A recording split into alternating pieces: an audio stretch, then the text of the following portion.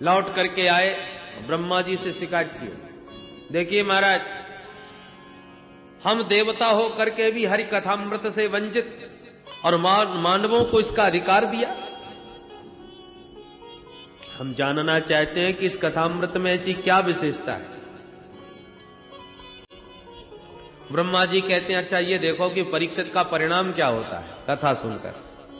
तो 7 दिन के बाद कथामृत पान करने वाले परीक्षित को जो परम पद प्राप्त करते हुए देखा तो धाता अपि विस्मितः, ब्रह्मा बाबा भी आश्चर्यचकित रह गए। राज्ञो मोक्षम तथा वीक्ष्य पुरा धातापि विस्मितः, सत्यलोके तुलां बद्ध्वा तौलयत साधनान्यजः। महाराज परीक्षित का मोक्ष जब विधाता ने देखा तो आश्चर्यचकित हो गए। तराजू पर तौल करके देखा आखिर के इस भागवत की क्या विशेषता है। तो तराजू के एक पल्ले पर श्रीमद् भागवत को रखा और दूसरे पल्ले पर अनेकानेक धर्म शास्त्रों को रखते चले गए। और जब उठा करके देखा तो लघुन्यानि जातानि गौरवेण इदं महत्, तदा ऋषगणा सर्वे विस्मयं परमं ययुः। महान आश्चर्यचकित रह गए सब देवता और महात्मा कि श्रीमद् भागवत की तुलना में अन्य धर्म शास्त्रों का पल्ला एकदम ऊपर लटक गया।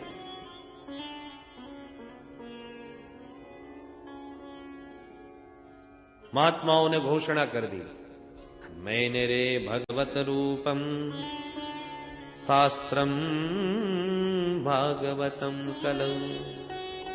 कलिकाल में साक्षात श्री कृष्ण ही कलयुग के कलुषित प्राणियों का कल्याण करने के लिए श्रीमद् भागवत की शब्द संहिता में आकर के विराजमान हो गए। बोल भागवत भगवान की जय। इसलिए भागवत के प्रत्येक शब्द शब्द में, अक्षर अक्षर में गोविंद की श्यामलता समाई हुई है। ये भगवान का वांगमय विग्रह है साक्षात। महाराज ये 7 दिन में सुनने की परंपरा कैसे प्रारंभ हो गई? सूत जी कहते हैं कि ये सबसे पहले सनक सनंदन सनातन सनत कुमार इन चारों ऋषियों ने देवर्षि नारद को सुना करके ये सप्ताह की परंपरा प्रारंभ करी।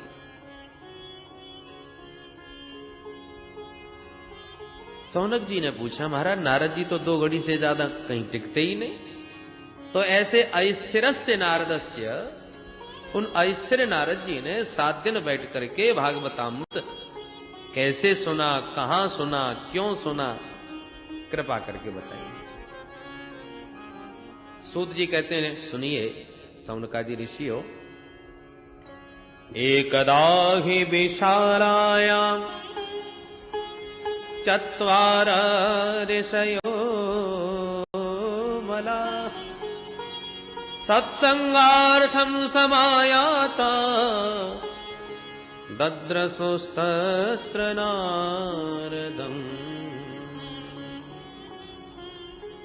दद्रसोस्तत्र नारदम्। एक समय की बात विशालापुरी में, विशालापुरी नाम बद्री नारायण धाम, बद्री विशाल में श्री सनक सनंदन सनातन सनत कुमार चारों भैया विचरण कर रहे थे। क्यों? बोले सत्संगार्थम, सत्संग की इच्छा से। ध्यान भजन पूजन ये तो सब एकांत में हो सकता है, पर सत्संग का एकांत में थोड़ी आनंद आता है। तो चारों भैया भ्रमण कर रहे थे कि अचानक नारद जी को देखा, प्रसन्न हो गए।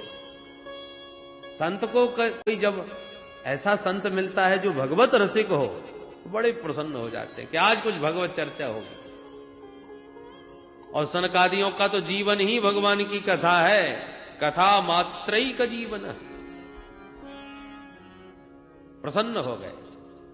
पर जैसी नारद जी के निकट है तो बड़ा आश्चर्य हुआ, क्योंकि नारद जी का मुख बहुत चिंतित नजर आया।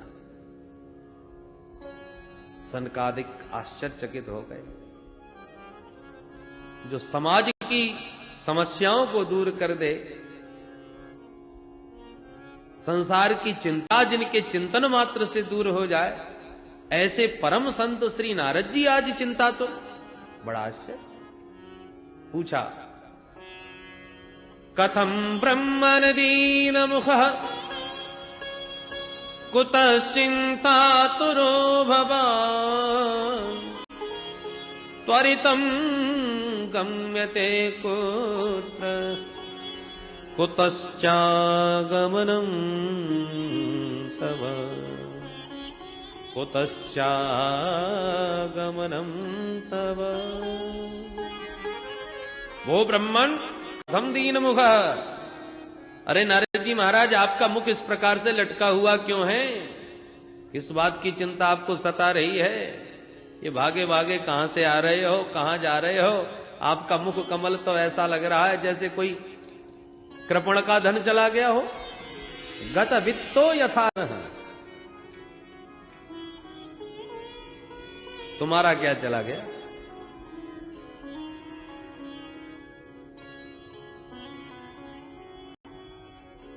क्योंकि जो धन चुरा लिया जाए,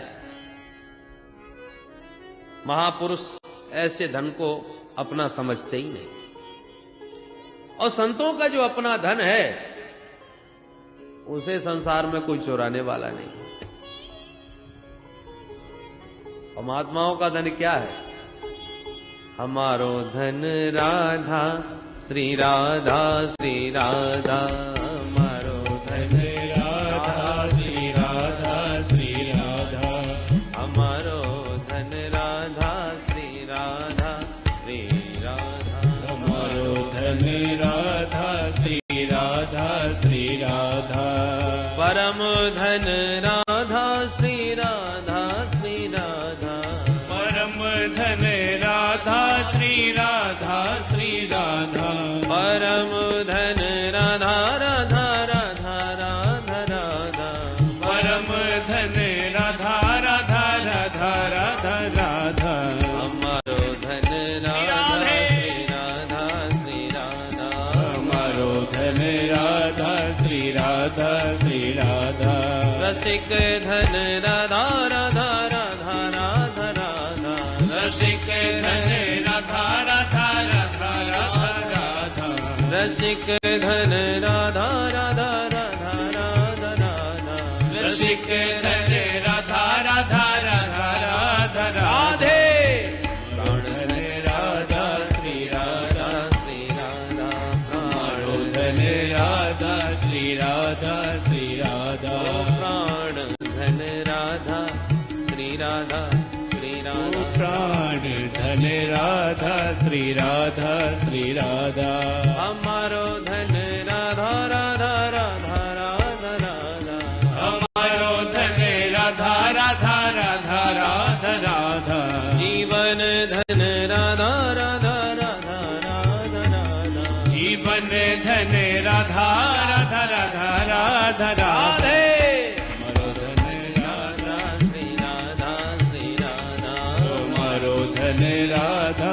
श्री राधा श्री राधा, परम धन राधा श्री राधा श्री राधा, परम धन राधा श्री राधा श्री राधा, बरसाने वाली राधा राधा राधा राधा राधा, बरसाने वाली राधा राधा राधा राधा राधा, बरसाने वाली राधा राधा राधा राधा राधा, बरसाने वाली राधा राधा राधा राधा राधा, वृषभान दुलरी राधा श्री राधा श्री राधा, वृषभान दुलरी राधा श्री राधा श्री राधा, वृषभान दुलरी राधा श्री राधा श्री राधा, वृषभान दुलरी राधा श्री राधा श्री राधा, मोहन की प्यारी राधा राधा राधा राधा राधा, मोहन की प्यारी राधा राधा राधा राधा राधा, मोहन की प्यारी राधा राधा राधा राधा, मोहन की प्यारी राधा राधा राधा राधा राधा। हमारो धन राधा श्री राधा श्री राधा, हमारो धन राधा श्री राधा श्री राधा राधा श्री राधा श्री राधा श्री राधा श्री राधा राधा श्री राधा श्री राधा श्री राधा श्री राधा। बोल राधा रानी की जय, बरसाने वाली की जय, मोहन प्यारे की जय, जय जय श्री राधे।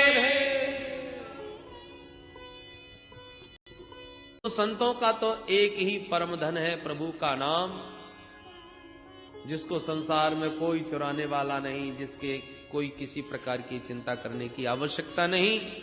तो फिर नारद जी तुम्हारा क्या चला गया जो इस प्रकार से मुंह लटकाए घूम रहे हो? गत वित्तो यथा जन, अरे तुम तो ऐसे बीतराग महात्मा हो, इतने मुक्त संग हो कि दुनिया में अपने लिए एक झोंपड़ी तक नहीं बनाई कहीं, क्योंकि 2-2.5 घड़ी से ज्यादा कहीं टिकते नहीं, तो अब झोंपड़ी भी बना के क्या करेंगे? तो रमते राम होकर के भी इस प्रकार मुंह लटकाए घूम रहे हो। संसारियों को जब समस्याएं सताती हैं तो संतों की शरण में आते हैं शांति पाने के लिए, और संत ही यदि इस प्रकार से चिंता में मुंह लटकाई दिखेंगे तो संसारियों पर क्या बीतेगी ये सोचिए महाराज। नोचितम वद कारणम, आप जैसे विरक्त संत को इस प्रकार चिंता करना बिल्कुल उचित नहीं। हमें बात बताइए, कारण बताइए। तब नारद जी ने चारों अपने अग्रजों को, अपने बड़े भाइयों को प्रणाम करते हुए अपनी समस्या सामने रखी। तो भैया सुनिए, मैं अपनी समस्या आपको सुनाऊं। मैं इस संसार में घूम रहा था सत्संग की इच्छा से कि भगवत रसिकों के बीच बैठ के कुछ भगवत चर्चा करूं, सुनूं। और इस संसार में मैं सर्वत्र घूमा महाराज, इस मृत्यु लोक के अलावा तो कहीं सत्संग का आनंद मिलता नहीं। स्वर्गे सत्ये च कैलासे वैकुंठे नास्तयम रसः, कहीं भी ये रस नहीं है। इसलिए इस धरातल पर मैं सर्वत्र घूमा और मैंने सारे तीर्थों में परिभ्रमण कर लिया, पर कहीं मुझे सत्संग का आनंद नहीं मिला। कोई तीर्थ नहीं छोड़ा महाराज। पुष्करम च प्रयागम च काशीम गोदावरीम तथा हरिक्षेत्रम कुरुक्षेत्रम श्रीरंगम सेतु बंधनम एवं आदिषु तीर्थेषु भ्रममाण इतस्ततः। जब समस्त भूमंडल के तीर्थों में कहीं भी मेरे चित्त को शांति नहीं मिली, सत्संग का आनंद नहीं मिला, तो मैंने सोचा चलो अब संतों के पास चला जाए, संभवतः संतों के यहां शांति मिले। पर मैंने क्या देखा? पाखंड निरता संत, संत भी पाखंड परायण होते चले जा रहे हैं। पापस्य खंड पाखंड, पाप का ही जो खंड हो उसका नाम पाखंड। उनकी परिभाषाएं बदल गई हैं। ये बंगला किसका है? जवाब मिलता है त्यागी जी महाराज का। और ये बच्चे किसके हैं? जवाब मिलता है ब्रह्मचारी जी महाराज का। और इतना शोर कहां सुनाई पड़ रहा है, ये हल्ला? जवाब मिलता है मौनी बाबा के आश्रम में। बड़ी विचित्र स्थिति। तपसी धनवंत दरिद्र ग्रही, कल कौतुक तात न जात कही। पहले संत महात्मा जितना विरक्त होता था वो उतना ही महान माना जाता था। आज जितना वैभव संपन्न होता है वो उतना ही श्रेष्ठ माना जाता है। ये सब देख देख करके मेरा चित्त और भी अशांत हो गया। मैंने तो सोचा आया था शांति के लिए, यहां तक क्रांति और मच गई, चित्त में खलबली मच गई। मैंने सोचा चलो छोड़ो, गृहस्थों को ही देख लेते हैं। पर गृहस्थों के यहां भी विडंबना। क्या?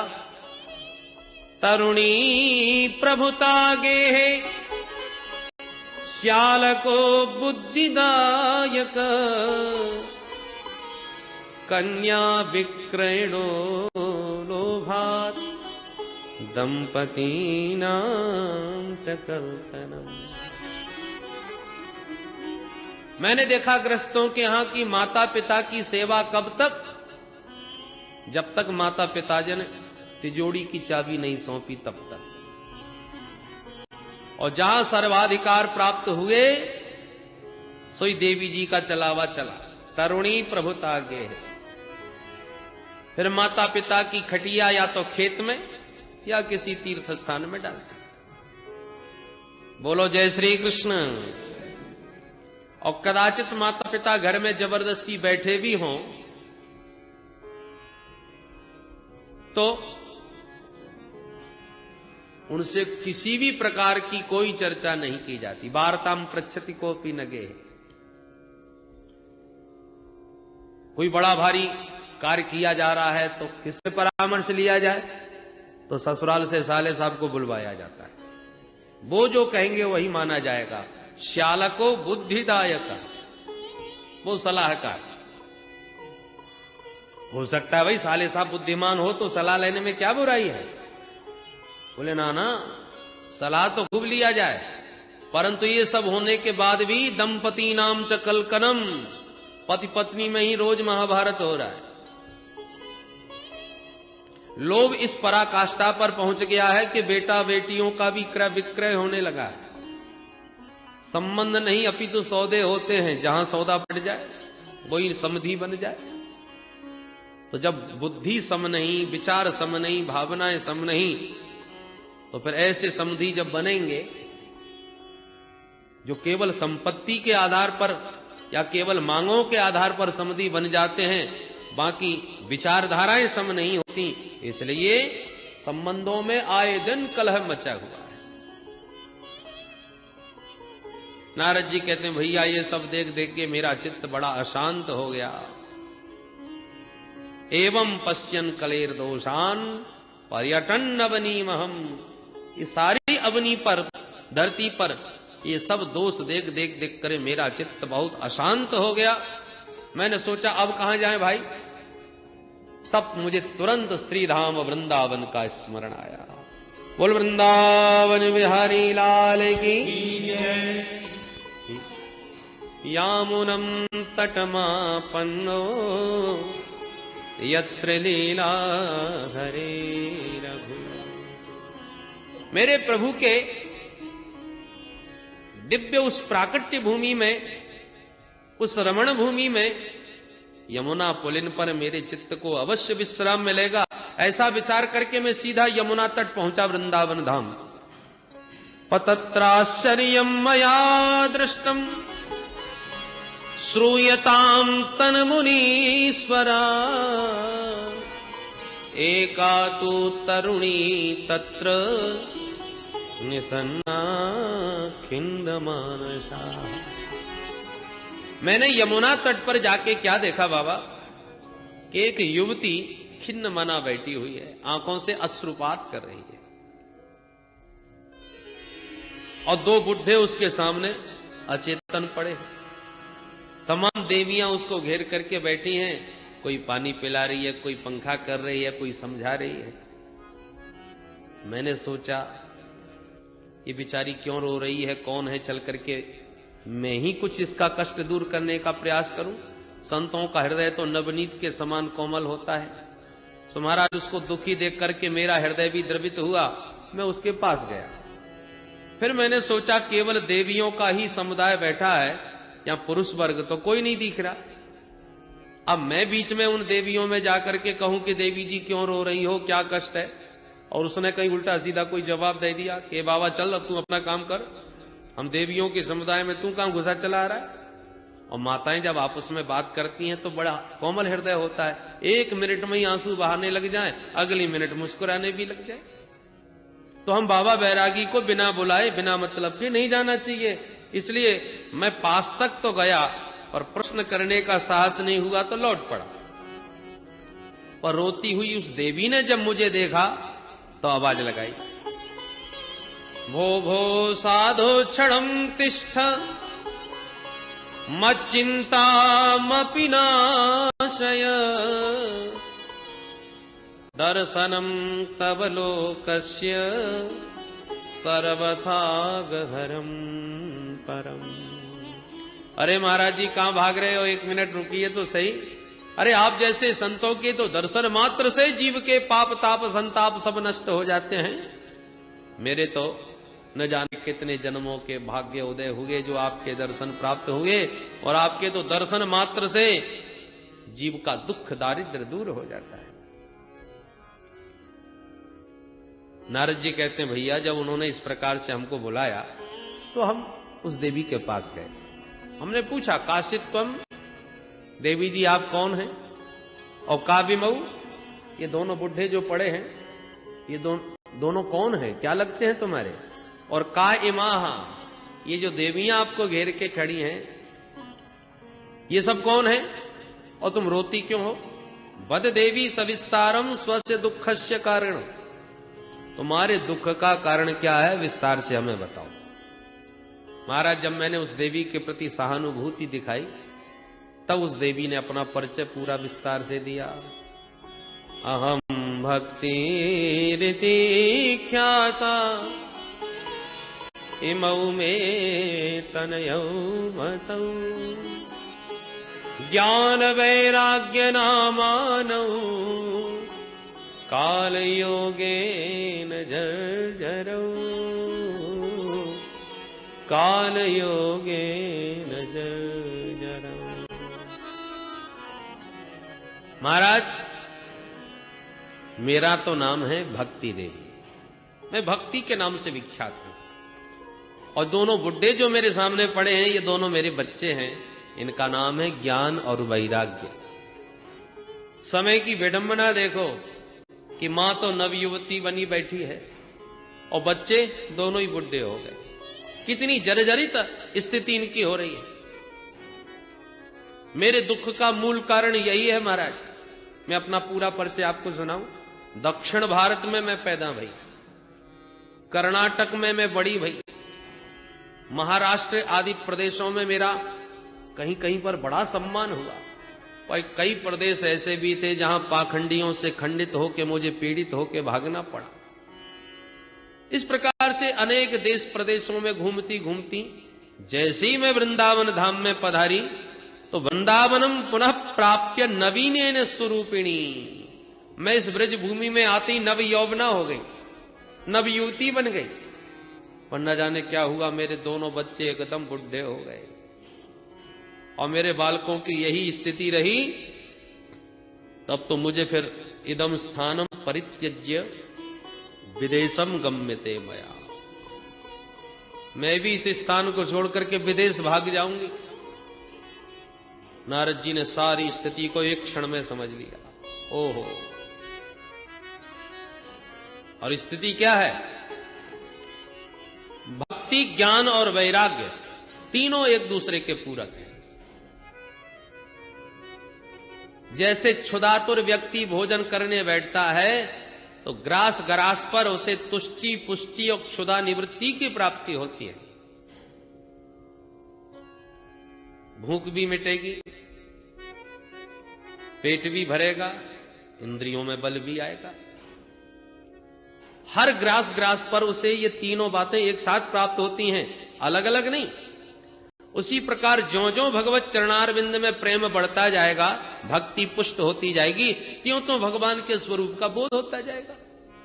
और ज्यों ज्यों भगवान के स्वरूप में प्रेम होता गया और भगवान के स्वरूप का ज्ञान होता गया, इस संसार की आसक्ति अपने आप छूटती चली जाएगी, सहज वैराग्य हो जाएगा। ये क्रियाएं अलग अलग नहीं। यदि आपके जीवन में कोरी भक्ति है और ज्ञान वैराग्य ठीक नहीं है तो आपकी भक्ति बांझ है। ज्ञान वैराग्य के बिना भक्ति अपूर्ण है। बोलो जय श्री कृष्ण। संतान के बिना मां का मातृत्व पूर्ण नहीं, ऐसे ज्ञान वैराग्य भक्ति के पुत्र हैं। ज्ञान वैराग्य के बिना भक्ति की परिपूर्णता नहीं। नारद जी ने तुरंत मां को वचन दिया, मां आप वृंदावन छोड़ के न जाइएगा, क्योंकि आज हर क्षेत्र में हर समाज के लोग, सबका आकर्षण विदेश की ओर है। संतों को भी जब तक 2-4 देशों का परिभ्रमण न करें तब तक संतत्व प्राप्त नहीं होता। हम भारतवासियों की दृष्टि ही कुछ ऐसी बन गई है, चाहे वो कथावाचक हो चाहे कोई महात्मा हो, जब देश विदेशों में प्रामाणिक रूप से उसका प्रचार प्रसार हो जाता है, तब भारतीयों की दृष्टि उस पर जाती है। भक्ति मैया ने भी जब यही बात कही, इदम स्थानम परित्यज्य विदेशम गम्यते मया, नारद जी ने कहा माता जी ऐसा आप न कीजिए। देखिए सतयुग द्वापर त्रेता में तो बड़े आनंद से आप रही, पर अब घोर कलिकाल आ गया है। तेन लुप्तः सदाचारो योग मार्गस्तपांसी च, इस कलयुग में सब सदाचार लुप्त होता चला जाता है। बुद्धिमान वही है जो धैर्य पूर्वक अपने नियम का पालन करता रहे, क्योंकि अभी तो फिर भी बहुत कुछ मंगल दिखाई पड़ रहा है, पर वर्षे वर्षे क्रमात् जाता मंगलम नापि दृश्यते। समय ज्यों ज्यों बढ़ता जाएगा ये शुभ कर्म भी अब दिखाई नहीं पड़ेंगे जो थोड़े बहुत दिख रहे हैं। पर इस घोर कलिकाल में भी आप श्रीधाम वृंदावन की भूमि में इस प्रकार से नवयुवती बन के नाच रही हो। मैं तो कहता हूं धन्य है ये ब्रजधाम, जहां इस कलिकाल में भी आपका इतना सम्मान है। वृंदावनस्य संयोगात् पुनस्त्वं तरुणी नवा, धन्यं वृंदावनं तेन भक्तिर्नृत्यति यत्र च। ब्रजभूमि ब्रज वसुंधरा धन्य है, जहां पर इस कलिकाल में भी भक्ति का इस प्रकार से आदर किया जा रहा है। आप नाच रही हैं। भक्ति मैया ने पूछा बाबा ये बात बताओ, ये कलयुग यदि इतना दुष्ट है तो परीक्षित ने इसको दंड क्यों नहीं दिया? और परीक्षित ने कदाचित दंड न भी दिया तो भगवान इसकी उद्दंडता को सह क्यों रहे? भगवान को तो दंड देना चाहिए। नारद जी बोले मां यदि आप पूछ रही हो तो ध्यान से सुनिए। गोविंद जब अपनी लीला संवरण करके परम धाम गए, उसी दिन से उसी क्षण से कलयुग ने पैर जमाना प्रारंभ किया। और महाराज परीक्षित जब इसे मारने के लिए उद्यत हुए तो दीनवत शरणंगतः, दीनहीन होके उनकी शरण में चला आया। और महाराज परीक्षित तो परम वैष्णव थे, सारंग इव सारभुक, वो तो सारग्राही थे। और कलयुग में लाखों दोष होने के साथ साथ एक गुण बहुत बढ़िया दिखाई पड़ गया, इसलिए महाराज परीक्षित ने इसे छोड़ दिया। क्या गुण था महाराज इसमें? यत्फलम नास्ति तपसा न योगेन समाधिना, तत्फलम लभते सम्यक् कलौ केशव कीर्तनात्। अन्य युगों में जो घोर तपस्या करने से फल प्राप्त होता था, बहुत बड़े बड़े यज्ञ करने से, तपस्या करने से जो फल मिलता था, वही फल कलिकाल में केवल हरि नाम संकीर्तन मात्र से जीव को प्राप्त हो जाएगा। यही इसका विशिष्ट गुण महाराज परीक्षित को पसंद आ गया और इसलिए इसको स्थान दे दिया अपने राज्य में। पर जैसे ऊसर भूमि में बढ़िया से बढ़िया बीज भी बेकार ही सिद्ध होता है, उसी प्रकार इस कलयुग के कलुषित वातावरण में इतने दुर्गुण कि भगवान नाम संकीर्तन का जो दिव्य गुण था वह भी लुप्त प्राय हो गया। कलयुग में भागवत की कथाएं तो बहुत होती हैं, पर भागवत के अर्थ पर किसी का ध्यान नहीं। भागवत से अर्थ कैसे प्राप्त हो उस पर दोनों की दृष्टि है, क्या श्रोता और क्या वक्ता। श्रोता भी यही उद्देश्य से कथा करवा रहा है, महाराज बढ़िया फैक्ट्री चल जाए, हम भागवत एक हमारी तरफ से भी पक्की, बढ़िया व्यापार चले। और वक्ता का भी वही दृष्टिकोण बन गया है। दुस्तजस्तत् कथार्थ, कथा के अर्थ पर, भागवत के अर्थ पर यदि दृष्टि चली जाए, भागवत के तात्पर्यार्थ को समझ लिया जाए, फिर तो अपने आप ही धनाशक्ति छूट जाएगी। भागवत तो कल्प वृक्ष है, जो मांगो सो मिलेगा। जो व्यापार बढ़िया चलाना चाहते उनका चकाचक व्यापार चलेगा। और जो विद्वान वास्तव में भागवत के द्वारा अपना अर्थ सिद्ध करना चाहते हैं, उनको चकाचक ठाकुर जी की कृपा से ऐसा कोई कथावाचक होगा जो भागवत की कल्प वृक्ष की छाया में बैठ करके निर्धन हो। सब चकाचक कल्प वृक्ष है, जो मांगे सो मिलता है। परंतु भागवत के यदि सद्गुण को, भागवत के यदि तात्पर्य अर्थ को कोई समझ ले वो तो परमहंस हो जाता है।